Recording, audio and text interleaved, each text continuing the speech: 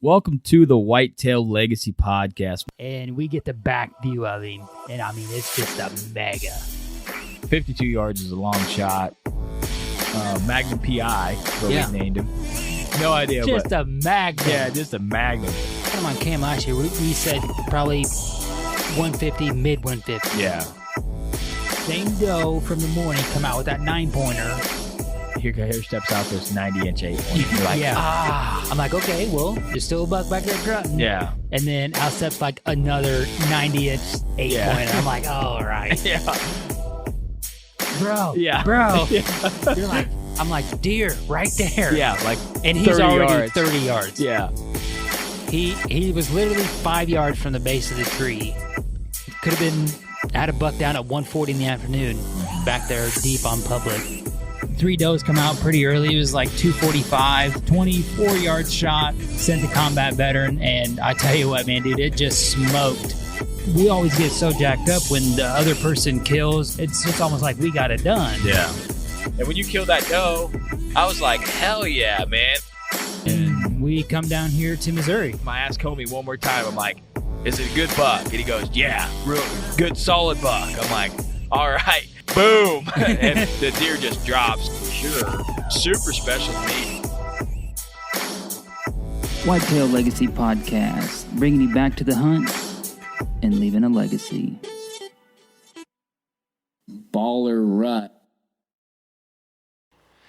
This is the Whitetail Legacy Podcast coming at you in your ear holes, and we're going to talk a little BS, whitetail, public land, a little bit of everything, trail cams. We're catching up with our buddy Cameron and Cody Schliek. Cameron is leaving the public land this year alone a little bit and going out on public. Surprisingly. You said public on both. Oh, he's leaving the private There and you going to go. the public. It's like 11 o'clock at night, normal Whitetail Leggy podcast, barely getting by style. Whitetail leggy. Right? This is gold. Gold. Straight This is gold. straight gold. All right, let's get into the people that make this possible. Get into this podcast so you can stop listening to me just murder this. All right, get into VIP. The VIP veteran broadhead. If you guys haven't known or heard yet, the veteran is $35 this year. If you want to get into that, I just seen a post tonight. A guy shooting 60 yards, and he was just blown away by the accuracy that it was throwing. So, something great about the combat and the veteran, straight out of the box, field point accurate. Do you have the VIP veteran shout out? Yeah, this week's shout out is going to be Hank Randolph, and just like a couple episodes ago, we were kind of shying away from a group in the Seven Branches. So this week's shout out is going to be from the Coast Guard. And Hank was in the Coast Guard for 22 years. So that's kind of a branch that goes kind of unnoticed. And we wanted to bring back to the light of the program here. So, Hank, we appreciate your service. Everybody here from the Whitetail Legacy family and the VIP family as well. All right, ECW calls, all your custom calls, needs, EmryCustomWoodworking.com. Start out with the Buck Book. You guys heard us talk about it the last couple episodes. Buckbook.com. I got on the website, super cool. One thing I really liked about it was the fact that I could get on there, look at a bunch of trail cam pictures with people. So what I did is I'd look at the picture, and then I would guess an age of what I thought it was. And then I'd go through the comments, look at people what was commenting, and a lot of people were commenting and then giving a reason why, or maybe, sway back or thick body, thick neck, different time of the year. So it's cool just to check myself, you know what I mean? So I got on there, scrolled around, really enjoying it. I'm going to get on the expert page here soon, check that out, and be able to give you guys a little bit more intel about that. But go ahead, another company helping out the Legacy crew here, letting us spread our wings a little bit and running some ad forums. Check out buckbook.com. You have the Exodus Trail Cam tip of the week. Yeah, so this year we kind of switched up and we started running the Energizer industrial batteries. We're just going to kind of do a late summer report on them. These batteries have been rock solid for pictures. I mean, we're still running, probably 4,000 pics deep, and we're still holding at 85% on most cams. However, We do have some Lift 2s running on video mode, and we're getting about 600 to 650 videos per set of these industrial batteries. So as far as we go in the summertime, not very conducive to run these industrials on video mode on these Exodus cams, but we have got some of these cams now with the lithiums installed, and curious to see how these lithiums do compared to the industrials on the video mode. But we know the picture mode, if you just had 16 cams or 16 batteries set aside per cam, you'd be able to do from 4th of July probably through December at least. So still a work in progress, but so far these industrials on picture mode with a 3-shot burst, rock solid. Doing pretty solid. So, yep. We'll get back to you on how the lithiums do, kind of compare and contrast, and go from there.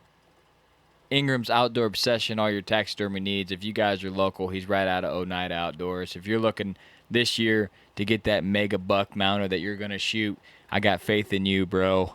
You're going to get it done. Yes. Take him up there. He's going to treat you right. Do you have Last Breath TV this week? Yeah, so Last Breath has been rolling out this new mini-series, I guess, if you want to call it, composed of 12 years of trail camera data that has led to killing some of the biggest bucks that they've had. And it's them breaking down how they've used trail cameras to harvest some of their best deer. And the videos are really short, but they're so informational. And they're rolling these videos out on Sunday, and you guys can catch them, watch them, and I guarantee you're going to learn something. So I know I have from the 6 or 7 that they've had out so far, and I just look forward to the next Sunday so I can hopefully learn something and apply it to how we are running our cameras. And that's on their YouTube and Moultrie's also. So it's on Last Breath TV on YouTube and Moultrie Products on YouTube also. So you can check them both places. If you haven't subscribed to these guys, go ahead and subscribe. Give them a like on Facebook, Instagram. A lot of our followers already follow Last Breath, and there's good reason, man. These guys, our film game is about 0.2 on the level of 10, and they're about a 9. You know what I mean? Yeah. So these guys lay it down, top of the line, every time. All right, let's get into the show. All right, guys, we got Cody, Schliek, and Cameron, return guest on. How you guys doing tonight? Good. Great, man. Man, we've been cracking up for the last 30 minutes before we even recorded. We should have just recorded all that, released it. Oh, there'd be some people upset out there.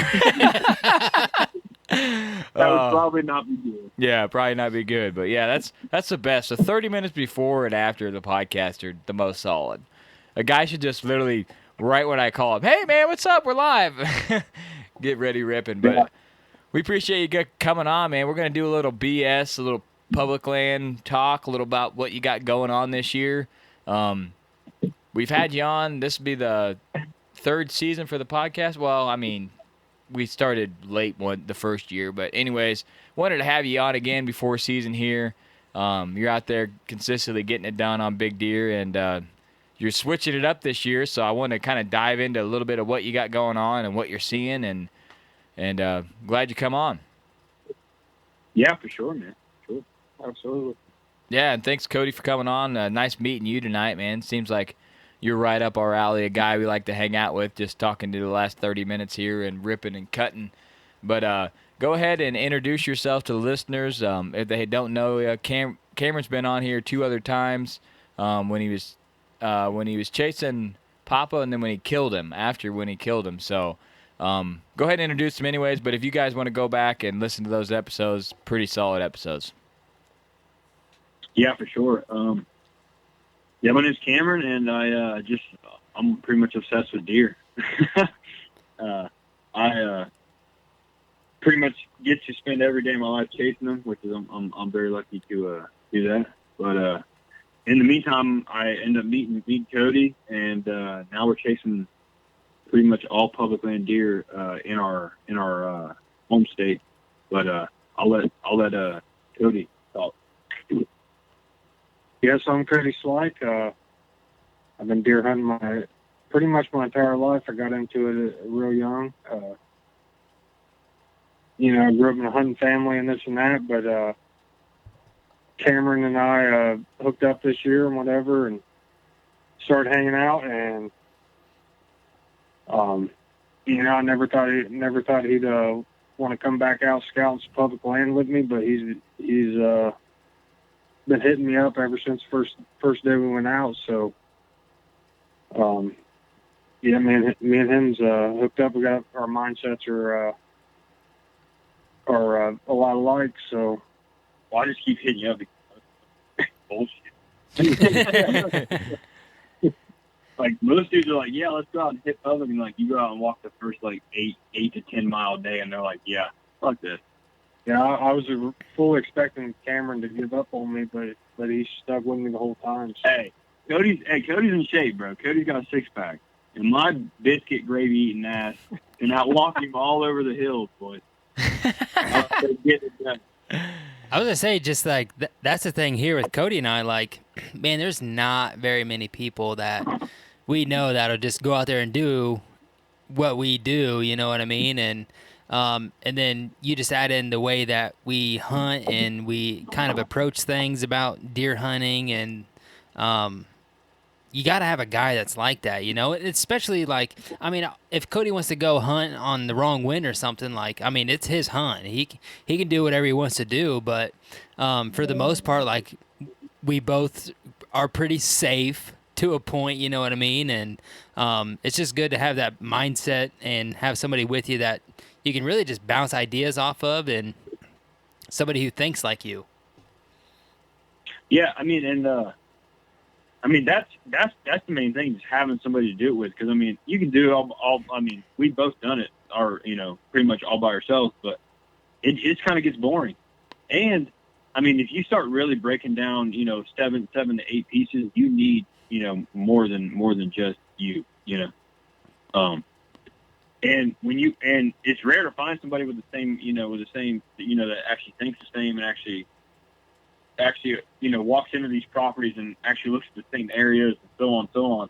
So when you find that, you just kind of got to kind of run with it. And Cody has permission to like 8,000 acres of private. I have permission to like 7,500.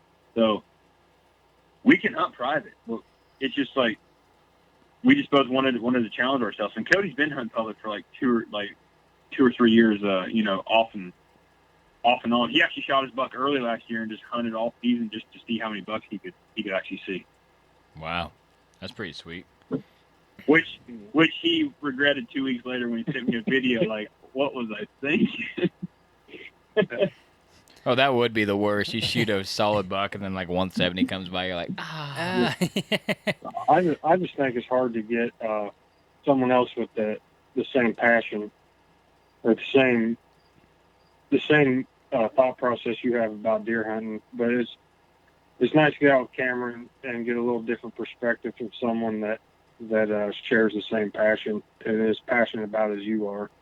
Yeah, So. I mean, I'm not saying Cody and I think the same about everything, but we're pretty aligned on a lot of stuff. And I mean, there's only so many people that are gonna put up with Cody, be like, yeah, we'll just go. You see that tree right there, and then you get to that tree, be like, yeah, man, that right there looks like a little clearing. And I mean, there's only so many people that are gonna go that extra three ridges over, and but.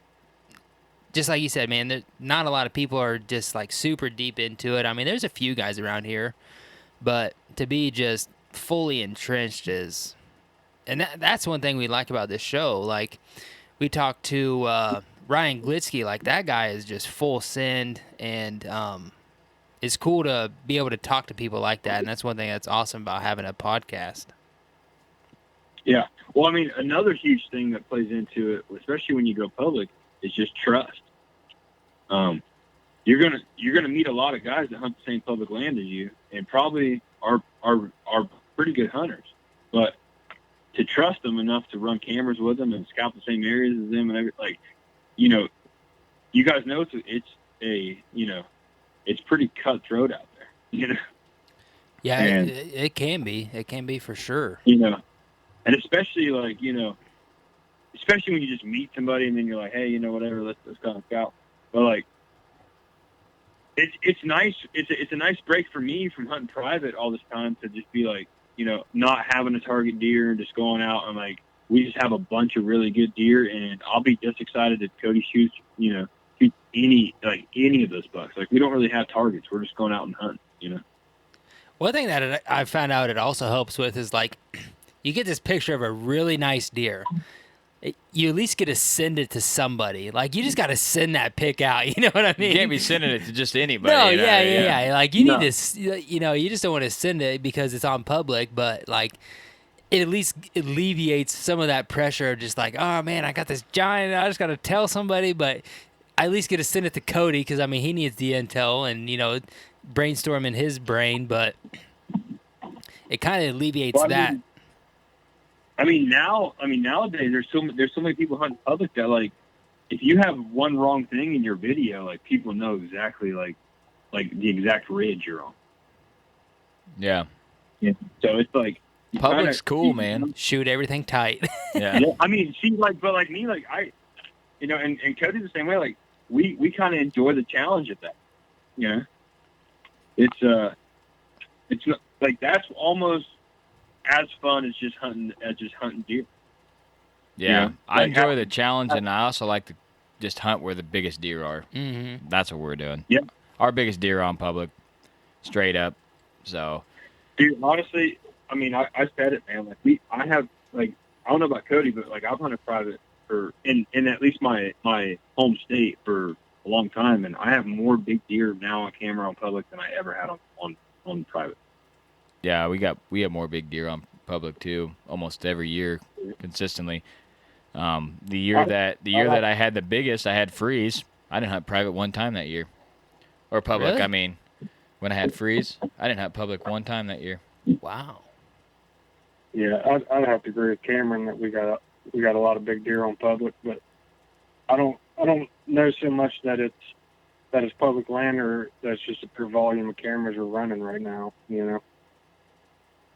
Yeah, you guys I are would say running an ass. the volume. You guys Yeah, are I mean, running. but you also know how I am on private. Like that's just me. Yeah, You you got to get that intel, Like- man. It's key. I mean, people, people's like, well, I don't run cameras on public level. They're like, I need to know if I'm wasting time or not.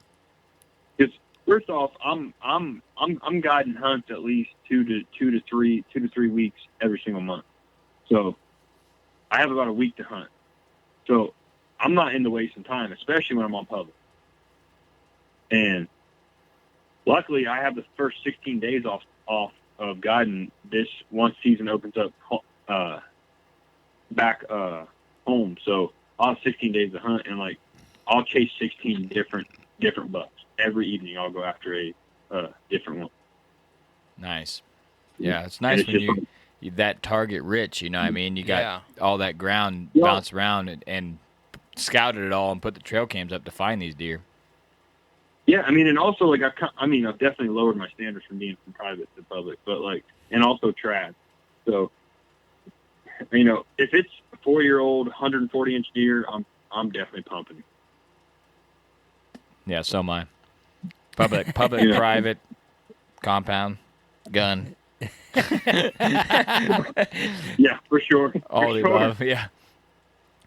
I'm in the killing part, not the watching. Yeah, I mean, and literally, like that's what I tell everybody. Like when you're 80 years old, like hopefully we all make it to 80. But when you're 80 and you're just sitting there staring at your wall, and everybody's like, "Man, you kill a lot of big old deer." None of them care how you killed them. Like, as long as they're like done right, But if you shot them with a gun, you shot them with a bow, you shot them with a crossbow. I don't care how you killed them, but they're dead and you killed them, and that's that. When you got 40 deer on the wall, nobody's going to look at that 120 you got mounted Right. and be like, oh, what the hell? Yeah. No, they'd be like, holy shit, 40 deer on the wall. Yeah, like dude, you could have 40, 125-inch deer, and people would be like, "Dude, this dude's a killer." Exactly. Yeah. Consistency, man. You got to think. I'm 28. Really, I might like if I get lucky, I might have 50 more seasons in me. 58, or I'd be 78. Yeah, you'd be 78. Holy Fuck, shit. you know what I mean? and that's 50 seasons. So that could potentially be 100 deer. Maybe. Got really wheeling you out in the wheelchair, bro. $100. 104 points. 104 points. Bro, if I'm out there at 78, I'm ripping something. I don't give a shit what it is. Oh, Any 100%. antlers down. Any antlers down. Yeah. Then I'm having my great I mean, grandkid if it's drag that even- bitch out. I'm 78, if I'm 78, I'm probably living on borrowed time, so I'm shooting anything that Yeah, wants. oh yeah. I'm shooting the closest thing to the truck because I'm not going to be able to lift that thing in there. I don't even care if it's a raccoon. Yeah, I mean, well, whatever. At that point, you know what I mean? I mean, if you go to jail, it'd be better than the nursing home. So shit. It'd be a lot more exciting in the prison than it would be in the nursing home. I mean, guarantee you that. You know, whatever. Yeah. I mean, nothing. Yeah. Oh, yeah. So one thing nice about hunting the raccoon season's right Yeah, there. guarantee them right there. Right on the edge, man. Get your small games permit, you're good to go. Yeah. Oh. Yeah. Well, I mean, I definitely the pics that you've been sending me off public are insane. Like, we probably have 2 deer maybe the size of your like second biggest. Yeah, You're definitely we're on some Definitely. decent deer this year so far. Last year we were on really good deer. We'll see how it plays out. Hopefully it plays out good, but I'm not sure. I think. you're definitely. Yeah, I mean, I'm not worried about that. Yeah. I mean, I guess I wish Homie would just go ahead and fucking jump that fence so he could actually shoot him a nice one. Yeah. That's what I need to do. Yeah, you just need to just. I got to figure out the key code. Yeah, I'm gonna give him the keypad code this year and let him get in there. He'll probably There it kill a 180 out there. I mean, hell, if I was him by now, I would have already dug a hole like under the I got cement all the way around. If that I thing, don't man. get in, I'll give you the coordinates. I at least got that. Yeah. He's been in the fence. He's just filming me kill deer. You know what I mean? Yeah. garbage. I think it's your turn to just video all season. Hey, it's 50-50 over I here. would say video till I double buck. Yeah. Holy shit. Jesus. Well, like so me and Cody are both killers, so we're just like, yeah, we're just gonna self film. Yeah. I don't blame you guys, dude. We've talked about that, but I want to be there when homie kills. So Yeah. Yeah, I mean it's kind of cool, but like the way that we're gonna do it, we'll be in like the same area. So like, I don't care if he shoots at 5:30. I'll just go ahead, like, probably just go and help him. You know, it's just because that's way cooler than me shooting a deer. Oh Like, yeah, just I going want out that. and- I want yeah. the footage to be so crispy and clean, and Right, just like, perfect. like- you know, what I mean, that's what I'm shooting for. I want that. Like it's almost to the point like if he told me he shot one, I'd be like, stay in your tree, and I'd go out of my way to walk all the way around so I didn't just stumble on him. Yeah. Oh yeah.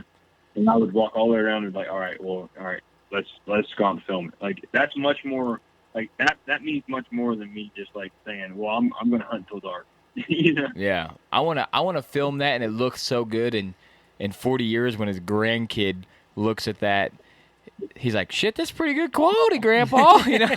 Yeah, my buddy filmed this shit way back in the day. Yeah, bro, it was back in the 4K, day. but we're at 36K now. Yeah, I it's mean, 4K, it's but high. yeah, it's a 40K, but it's decent, you know. Garbage.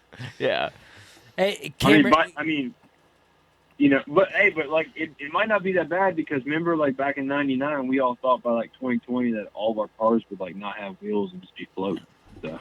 right. Yeah. So, what are your thoughts on like your buddy calling you and saying, "Hey, I just shot our #1 target buck on the property," and you're like, "Okay, well, there's kind of like no point in me still hunting." So you just get down like probably a half hour before the end of shooting light, and I mean, you get over there and they're all jacked up, like, "Oh yeah, shit, the #1's down." You go out there, you check out the deer, and it's like not that deer. I mean, It's like number 6. Is that still cool? Yeah, I mean, hey, launch 'em, boys. I mean, I think it's just all about how you feel in the moment. I mean, Dude, I shot a 120 last year and got jacked. I shot a I mean, 108 I and was jacked. I mean, I know Cameron is for sure, and I know I feel like I am, but we're experienced enough hunters to realize what deer's walking in before we shoot it. Yeah, I mean, and like last year, like I shot that 120 like on like October, like it was like the It was first week of early. October, I think. Yeah, but it was just like, dude, like I had more fun on that hunt than I've had for a long time because like I've taken my target deer so serious and stressed myself out for season after season for like the last 3 seasons. It was just fun to go punch that. And then I still followed it up with shooting my target buck, but it was just fun for that moment in time just to go out and have fun. And like that 120-inch deer like meant the world. Yeah, just hunt and not focus on one deer, you know what I mean? Right. Right. You're just going out, like it was literally a hang and bang hunt. He was the 7th deer I've seen, and it was like 5:30. It was broad daylight, like punching. Yeah. See, we're a 2-buck state, so that's how all of our we're targeting one deer, but if a good one walks by, it's done. You know what I mean? So For sure. For sure. we're blessed there. You know, I see so many young, like these younger guys, like they'll shoot 100, like 150-inch deer, and then they'll spend the next 3 years passing 150s, 160s, and like trying to shoot a booner. And I'm like, you guys just need to start stacking some bone. Just shoot deer, man. Yeah. You know, like you're 22 years old and you shot 150-inch deer. Now you're waiting for a booner. Mm-hmm. Like, I hunted for a long time before I even seen a booner. Oh yeah. Yeah, and I mean that exactly what you said is something that I am super passionate about. I started off my bow hunting career exactly like that, not for a booner, but for like, you know, probably a 140 to just walk by you. You're out there bow hunting October 7th, bro. Like the way you're hunting is not gonna produce the results that you're expecting. And you know, it's just part of the bow hunting curve and learning the deer throughout the year, but you need to go full draw on some bucks, regardless of the size, and you need to shoot them deer, and because shit's gonna happen, shit's gonna go wrong. You're gonna be more excited than you thought you would be on a 100-inch 8-pointer basket rack deer, just because you've never done it before, and like that's part of the curve that I didn't have, that I wish I probably need to start elaborating a little bit more on the podcast, because it's something that I'm big on, is like, just like you said, Cameron, you need to get some bone down with a bow, because it is way different than going out there with your dad opening day of gun season, whatever gun you're taking. It's way different being out there October 10th and you got a basket 80 coming in, you know what I mean? I mean, you shot a 156, with the gun, and that was like your second buck, you know what I mean? Yeah. So then you're like, oh, I'm just going to shoot something bigger than that with a bow, or, and then now you're passing deer. And now I'm passing solid 130s at 20 yards, and it's looking back now, it's just like, man, dude, I could have had another 8 deer on the wall. Yeah, the time to learn how to kill a big deer isn't when it's standing in front of you. That's for sure. Yeah, that's no shit. That's why I lost that one. Never experienced, deer that big, and boom. Yeah. You draw back on a giant, it'd jack you up. Right. Yeah, I'm just all about enjoying each experience, because each situation you come into is going to be 100% different. I shot a 190-inch deer, and I was jacked, no doubt. But when that 170 walked in, the very next year, listen. When I saw his rack, I blacked out. Everything just went black. That's how jacked I was, and it was because of the situation and the buildup. So I feel like each situation on each buck, you need to just kind of go through the motions and just enjoy killing. Because I've never killed 2 bucks that were the same exact fucking to the T, same motions, Yeah, and I mean, it's not even just like the hunt itself or the preparation going into it. It's the shot, it's the blood trail, it's the circling around, going up and down the hill, going to a place you never thought they would, or trying to convince yourself that, this deer didn't do what you think it did, and just being able to learn all that stuff when, it's your time to learn. Yeah, I mean, and it's like you can't pick when you kill your buck. So if you pick one certain buck, which there's nothing wrong with it, I've done it, but when you pick one certain buck, you're not going to be able to pick the exact day that you kill him. You're going to kill him on his terms, and so I feel like in the meantime, in your younger years, if you're still killing a good buck every year and like on a year-to-year basis and just enjoying each situation for what it actually is, then that's going to make you a better hunter than waiting to shoot a 170 every 3 to 4 seasons. Yeah, for sure. Yeah. Guarantee that more bucks on the ground, more blood trails, more everything. Yeah. Going to make you definitely a better hunter. You definitely got to get some deer under your belt.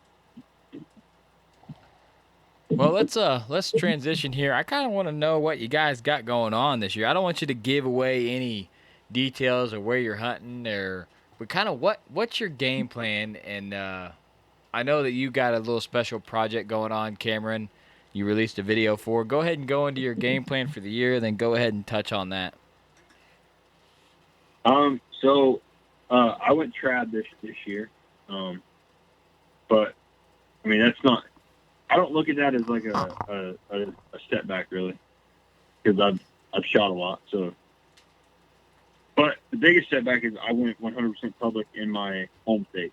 Now, me and Cody both are hunting out-of-state bucks on private land, and we're going to try to get done the first week of season to kill two velvet bucks. But that's on private. But back home in our home state, we went 100% public, and just kind of focused on that. Really, I mean, we've been focused on that since probably January, and pretty much we turkey hunted all this public land, but we pretty much were scouting, and we scouted until now. We got a bunch of cameras out on multiple pieces, and that's pretty much what we're focused on right now. Nice, yeah. I know that me and you had messaged a little bit, and you said that you weren't for sure on your private piece, and you're like, I'm just gonna go public, and you always know that that's there, so that's always good. I mean, it ain't once you learn it. More than likely next year, someone ain't going to come in and lease it out. You know what I mean? The state's going to have it. Right. So it's nice to have that public in your back pocket as even if it isn't your plan A, maybe it's plan C, you know what I mean? But at least you still know it. You still know where the bucks like to frequent. And, if it is your plan A, like that's our plan A, we're going to focus mostly on public this year also. But we do have 2 other public or private pieces, and if bucks start daylighting there, we're going to be there, you know what I mean? So, but it's nice to have those other options. In that public ground, you don't have to worry about someone's brother deciding that they want a deer hunt because you shot a giant on it or something like that, you know what I mean? So that's always real nice. Right, and it's kind of nice to like break up that, like, there's such a vibe that goes on about like public versus private, and it's just like. That's kind of a garbage way to look at things, because honestly, like we have a ton of miles on public, and we're in some great areas. We got a lot of great bucks, and we've ran into three cameras. Yeah, maybe. Yeah. And we're pretty observant. We're looking high, we're looking low, and it's nobody's out there, man. If we get busted by a camera, you got a good setup. I feel the same way. I don't know why. I feel like during the rut it's a little busy, you know what I mean? But like right now, there's no one out there. We haven't found we found 1 cam. Yeah. And we've ran into 2 hunters that were gonna hang a cam, but they said it was too thick. Yep. and backed up. And we had just come from so deep. We're coming out of there, cockaburs, bleeding, sweating. They're like, yeah, we're not going to go back there. It's too thick. I'm like, perfect. Stay out of there. But yeah, I mean, people were like, oh, private's really pressured, blah, blah, blah. And I feel like Michigan, PA, where there's a lot of hunters, yeah.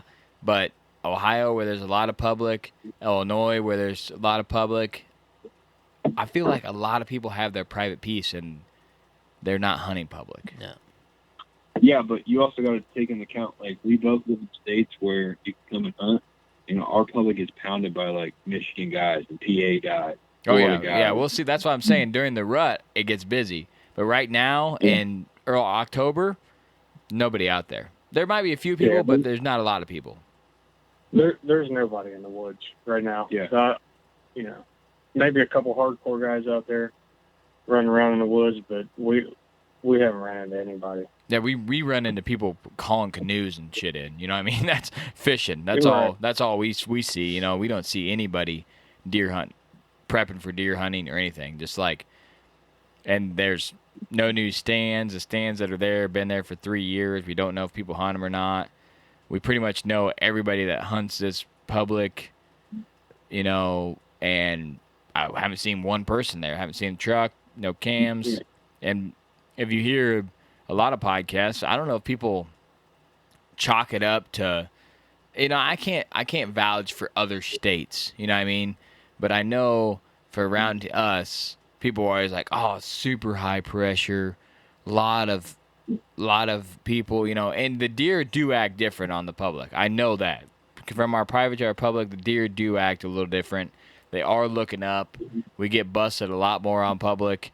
But we're not seeing super heavy pressure. During the rut, we had 200 within 250 yards of us, though. You know what I mean? So during the rut, we're seeing the pressure. But if you can find them in October, which we're trying to do this year, I feel like we could hunt most of October and never really run into anybody. Don't you think, homie? I totally agree. You know, when we get later October, there's a one guy that hunts on the east side of that main public that you talked to. That's the only person we've seen out there all last year in October. Yep. You know what I mean? Then everybody else is waiting for that, you know, late October, November. You know what I mean? So. Well, that's pretty much our goal to get it done the first 15 to 20 days of the season. Yeah, that's what we feel like. If we can get it done that time frame, that's why we're putting all our eggs in on this one buck. Not all of our eggs, but a lot of our eggs. A lot, yeah. And if we can kill him early October, then we know that he's not going to transition where these other guys are hunting, and he's not going to get killed by anybody. Besides, because no one knows where he's at. No one's put in the work to find where he's at besides us. You know? Yeah. And that's kind of how we feel about, like, the amount of bucks that we're seeing that we would shoot. Like, we just know there's nobody in there just like stomping around. You know, it's. I feel like we probably are in the clear for the most part as far as hunting pressure goes up till guns. Honestly. Yeah, I can see that. See, you can't gun hunt any of our public, so it's bow only. You know what I mean? So it's, and then we're hunting like. There's one spot that it's like, I've lived here for 6 years. I didn't even know I could bow hunt it. You know what I mean? Yeah. So anybody that's from out of state has no chance, and then anybody that lives around here doesn't know, and then you have to have a special permit to do it, and then it's per special hour. It's ridiculous. You know what I mean? But I know there's gonna be no one out there. You know what I mean? So that's like our plan D. You know what I mean? Yeah. Yeah, I mean, and that's the thing about us. Like, I'm not running any private camera. Now, I'll let Alex have full run of my private. Like, I get, you know, the same private that I've shot my last four bucks off of. And I was like, look, there's one deer I don't want you to shoot. He's 4 years old, and he's an absolute slammer. Like, and Alex is like a dude that I'm not worried about it. Like, if that deer walked under him, he would like send me a video, you know. But outside of that, dude, like, I told him, like, you can shoot any other deer you want. So, I mean, I'm not running any private cameras, but I say that, but I kind of am because Alex kind of showing me. So, but we pretty much our plan A, B, C, and D is public. I mean, but we've scouted enough public, and we're on enough different pieces, and got set up for October and November that we're like I'm fully confident, But Yeah, I know you guys are. I follow your Instagram. I know you guys are out there putting in the work. That's for sure. There's not. it's really a day that you're not pulling cans. It seems Yeah. like. It's I don't the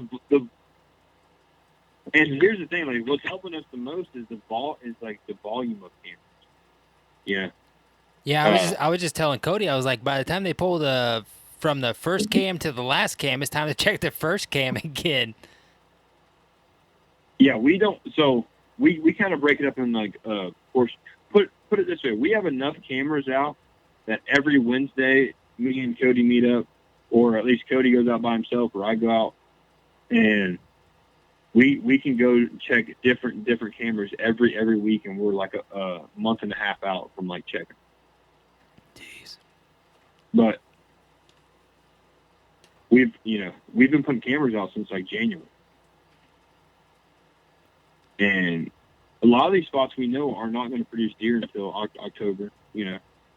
During once pre-rut and rut start.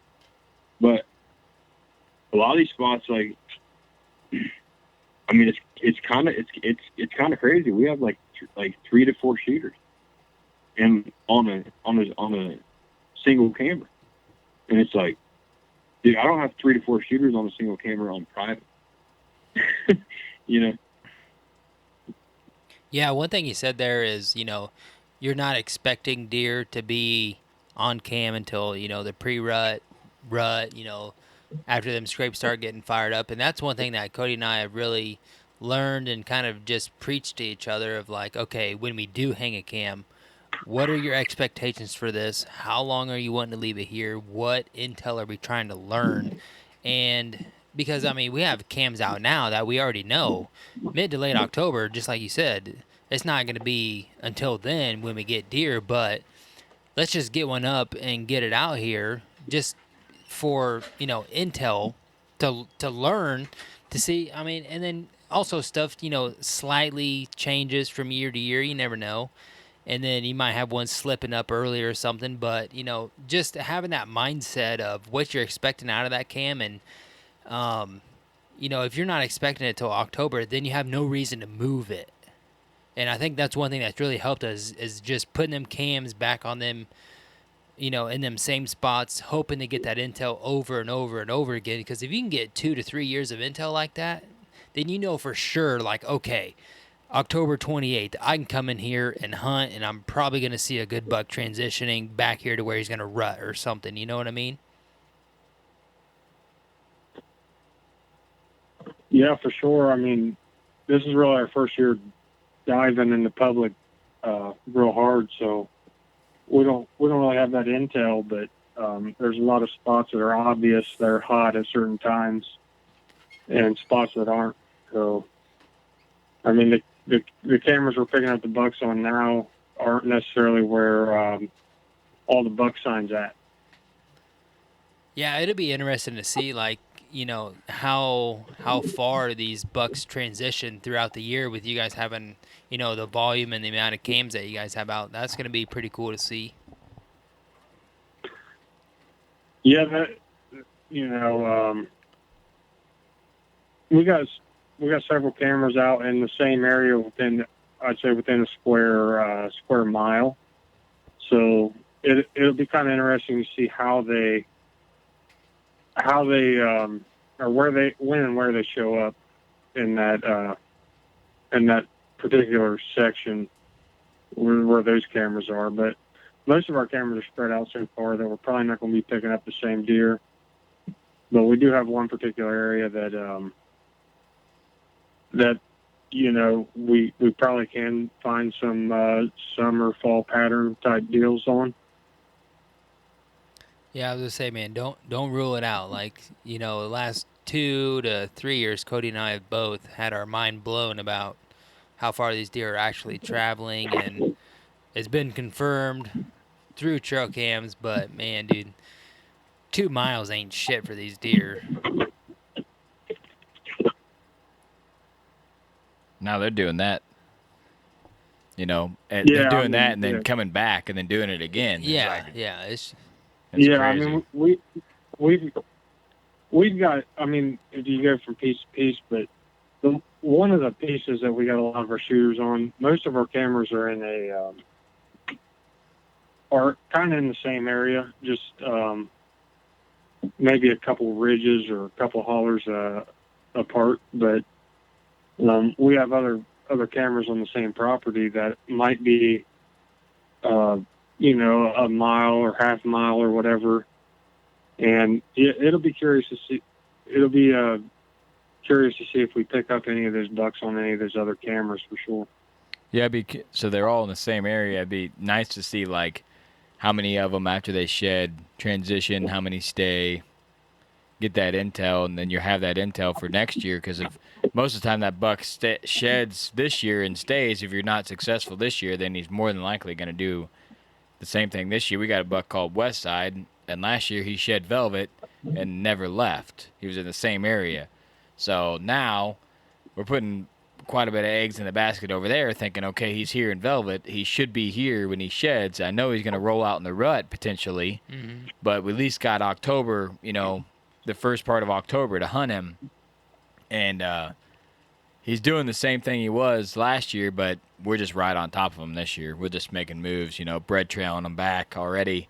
And as long as he don't make a move and we get a cold front in October, that deer is in trouble. Yeah, well, I think that's the biggest downfall to people is they're not getting what they want on camera right at that time, so they kind of pull that camera, and Yeah, especially if you got a buck sign, like good buck sign in an area. I mean, I think it's beneficial to leave the camera up, regardless of what it's telling you in September.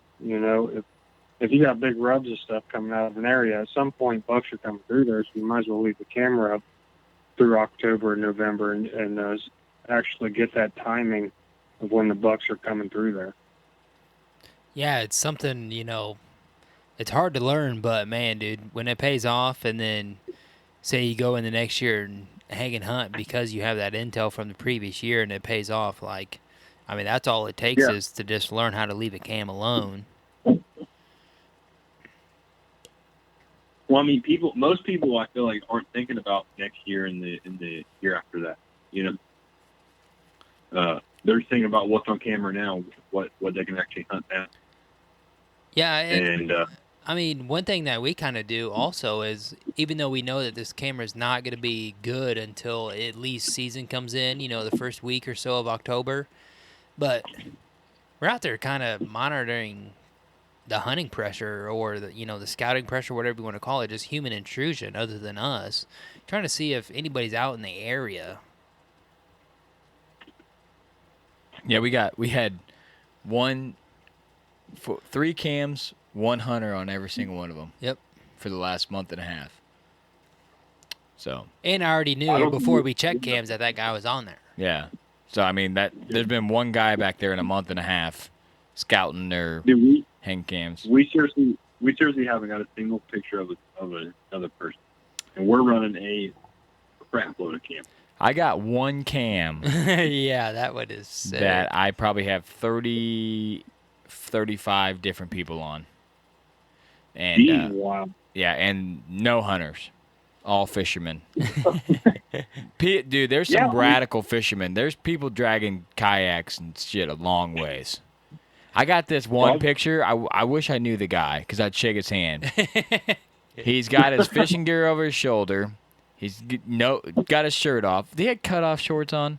I didn't see it. He had shorts. He had shorts on. Yeah, no shirt. Drinking a tall boy Busch Light with sunglasses on right in front of my camera. And hell yeah. And I'm like, does this dude not see my camera or is he posing for my camera right now. Nips were gleaming in the sun, glistening. He doesn't hike to like a mile and a half to get back to this fishing hole. You know, he's sweaty. That shit was gleaming, and he didn't have a cooler. So I guarantee you that bush light was about 90 degrees, and he's just sucking on her. I'm like, this guy is solid. I want to meet this dude. But I think I deleted all the pics off that wild game too. Yeah, I just came out to Cam and told him I got caught on the camera 2 days ago actually. Yeah, like that's our like big thing. Like bro, you got caught on a camera, like you're garbage. Yeah, yeah, homie, we got caught on a camera, and then some dude, homie was wearing a Whitetail Legacy shirt, and they tracked us down. They're like, "Are you hunting here, here, and here?" I'm like, "Oh, great, bro." Literally, when we go out on public, like Cody was wearing a freaking Bone Collector T-shirt one day. I'm like, "Are you really wearing that?" Oh my god! But I was like, anyway, so like we tend to not wear anything with our like name or brand or anything.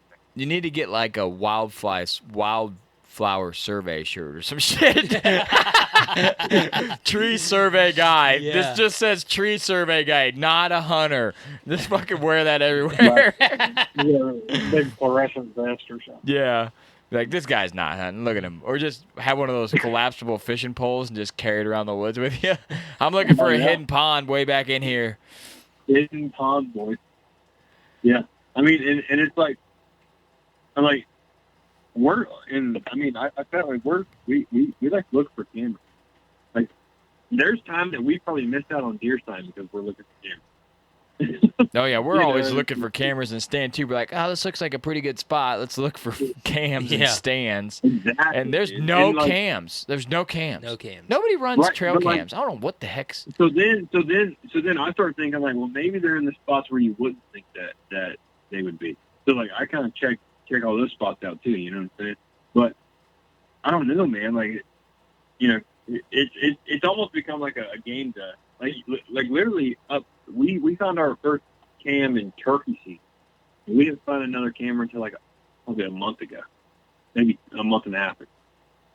And I just really think that there's not a lot of people that are just 110% whitetail. I was gonna say, yeah, that's what I said at the beginning, man. Yeah. It's just, I mean, and the chances of the guy that is 110% in being on the same public as you is probably slim. Yeah, I thought that before I started podcasting, there was just like thousands of dudes like me that just out there that couldn't do anything but whitetail, and now that I'm finding out there's a few, but there's not like an assload that are just 110%. They'd rather kill whitetail over anything, you know what I mean?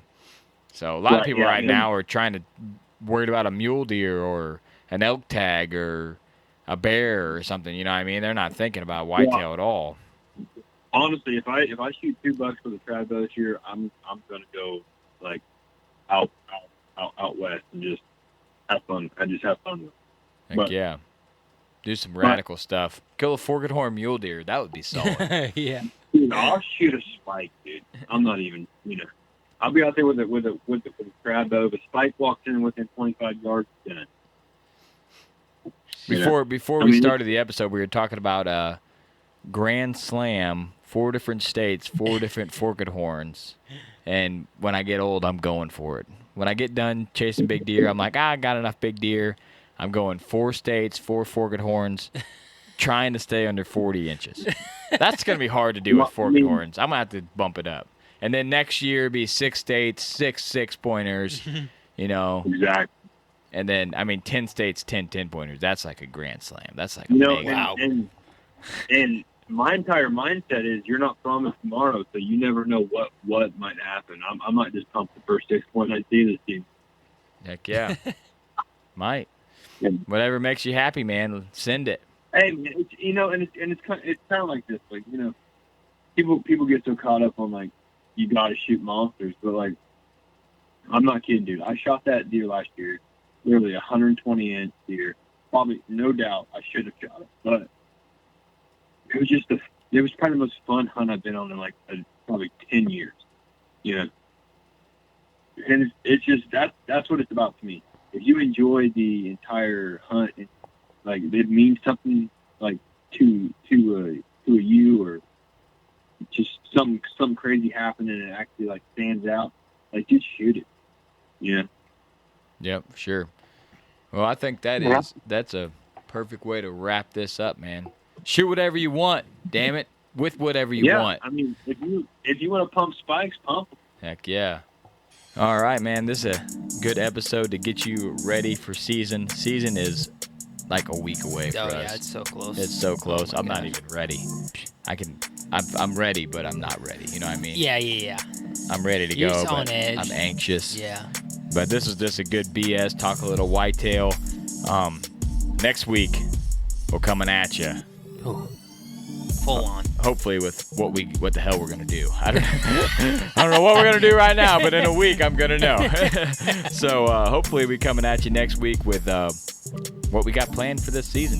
What our game plan is going right off the rip. So the only thing that I can tell you we're gonna do is we're gonna do the right thing.